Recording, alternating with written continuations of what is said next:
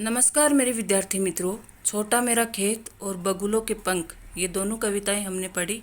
आज हम इन दोनों कविताओं के महत्वपूर्ण प्रश्न उत्तरों पर चर्चा करेंगे।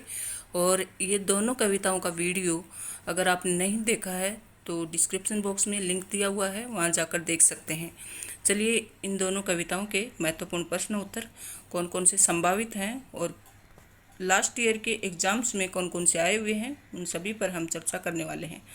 प्रश्न नंबर 1, छोटे चौकोन खेत को कागज का पन्ना कहने में क्या अर्थ निहित है? उत्तर है, कवि ने छोटे चौकोन खेत को कागज का पन्ना कहा है। इससे कवि बताना चाहता है कि कवि क्रम तथा खेती में बहुत समानता है। जिस प्रकार छोटा खेत चौकोर होता है, उसी प्रकार कागज का पन्ना भी चौकोर होता है।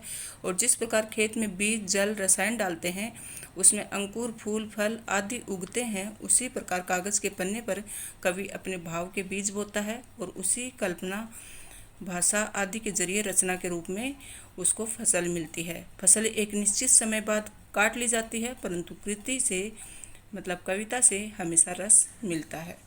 प्रश्न नंबर 2, रचना के संदर्भ में अंधड़ और बीज क्या है?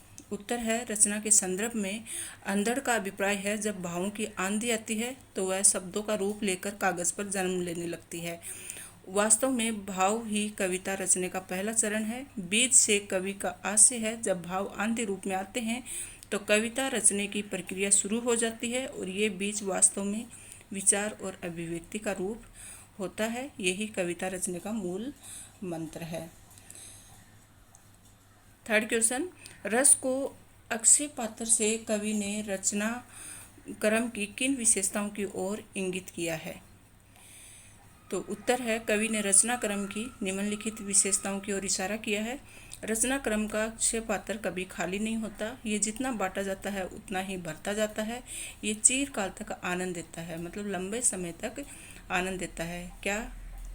कवि की रचना जो कर्म है, उसका कविता करने का कर्म है, वो कभी खाली नहीं होता। एक कविता रस दी गई तो उसका अनंत काल तक रसपान सभी करते हैं और जितना इसको बांटा जाता है उतना ये भरता जाता है और आगे तक मतलब अनंत काल तक आनंद देता है। प्रश्न नंबर 4, कवि को खेत का रूपक अपनाने की जरूरत क्यों पड़ी? उत्तर है, कवि बताना चाहता है कि कविता लिखना या रचना एक मुश्किल कार्य है। काफ़ी मेहनत करने के बाद और कल्पना करने के बाद भी कुछ शब्द कागज़ पर उतर पाते हैं। यही खेती का हाल है। खेत में बीज बोने से लेकर कटाई करने तक में बहुत मेहनत लगती है। इसलिए कवि ने छोटे पन्ने को खेत का आकार बताया है। प्रश्न नंबर 5, कविता लूटने पर भी क्यों नहीं मिटती या ख़त्म होती? यहाँ लूटने का आशय बांटने से है। जब कविता पाठकों तक पहुँचती है तो वह खत्म नहीं होती, बल्कि उसको महत्व और अधिक बढ़ता जाता है।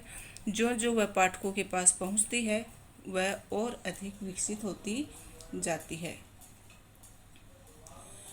आगे कुछ पंक्तियाँ दी हैं, इन पंक्तियों की व्याख्या करनी है। इस तरह के प्रश्न बहुत पूछे जाते हैं बोर्ड में, ध्यान दीजिएगा बच्चों। शब्द के अंकुर फूटे, पल्लव पुष्पों से नमित हुआ विशेष, रोपाई क्षण की, कटाई अनंता की, लूटते रहने से जरा भी नहीं कम होती।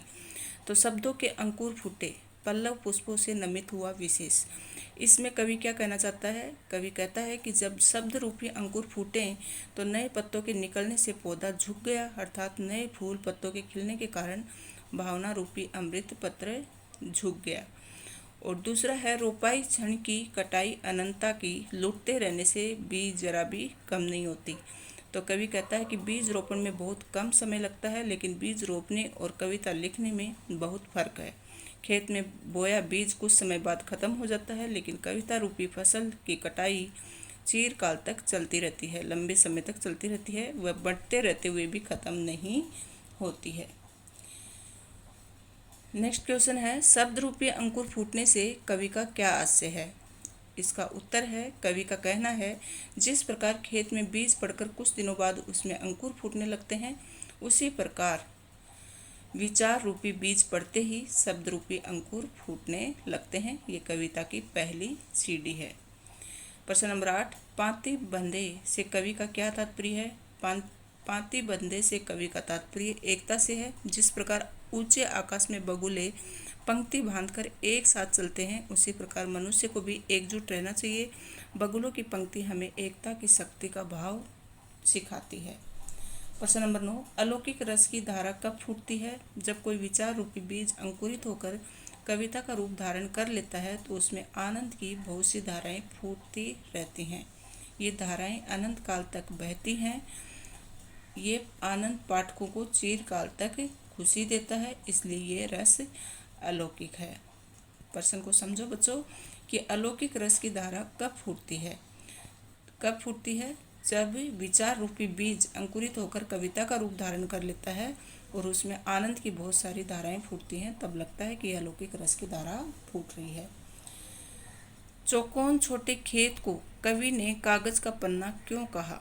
उस खेत में रोपाई क्षण की कटाई अनंतता की कैसे है? ये हम पहले भी डिस्कस कर चुके हैं।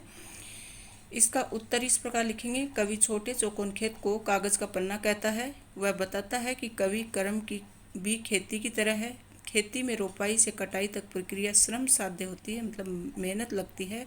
इसी तरह कविता सर्जन भी श्रम साध्य का कार्य है। इसमें भी खेती की तरह अनेक प्रक्रियाएं अपनाई जाती हैं। कविता का रस अनंत काल तक आनंद देता है। खेती की फसल का समय निश्चित होता है, पकने तक फसल कट जाती है, परंतु कविता का रस कभी समाप्त नहीं होता। नेक्स्ट क्वेश्चन है, छोटा मेरा खेत कविता के आधार पर खेत और कागज के पन्ने की समानता के 3 बिंदु पर प्रकाश डालिए। बच्चों, खेत और कागज का पन्ना दोनों कविता के आधार पर दोनों की समानता आपको बतानी है। तो पहली समानता है कि दोनों चौकोर होते हैं। कौन? खेत और कागज। दोनों ही समतल होते हैं। दोनों में ही बीज से फसल उत्पन्न होती है, मतलब खेत में तो बीज डालते हैं और इसमें बावों के बीज डालते हैं। खेत में बीज से तथा कागज पर विचार रूपी बीज से।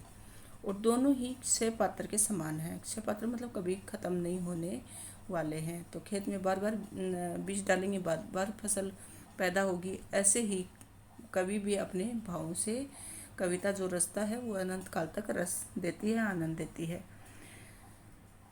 नेक्स्ट क्वेश्चन है, छोटा मेरा खेत कविता के रूपक को स्पष्ट कीजिए। तो उत्तर है, कवि ने कवि कर्म को कृषक के कार्य के समान बताया है। किसान भी खेत में बीज बोता है, वह बीज अंकुरित होकर फसल बनता है और जनता का पेट भरता है। वह मनुष्य की दैहिक आवश्यकता को पूरी करता है। इसी तरह कवि भी कागज रूपी खेत पर अपने विचारों के बीज बोता है। कल्पना का आश्रय पाकर ये विचार विकसित होकर रचना का रूप धारण करता है और इस रचना के रस से मनुष्य की मानसिक जरूरत पूरी होती है। तो इस कविता का अर्थ क्या है कि कवि कर्म को कृषक के समान बताया है। किसान भी खेत में बीज बोता है और वो फसल बनाता है और जनता का पेट भरता है, मनुष्य की दैहिक आवश्यकता की पूर्ति करता है। लेकिन कवि खेत पर अपने विचारों के बीज बोता है। कौन से खेत पर? कागज रूपी खेत पर।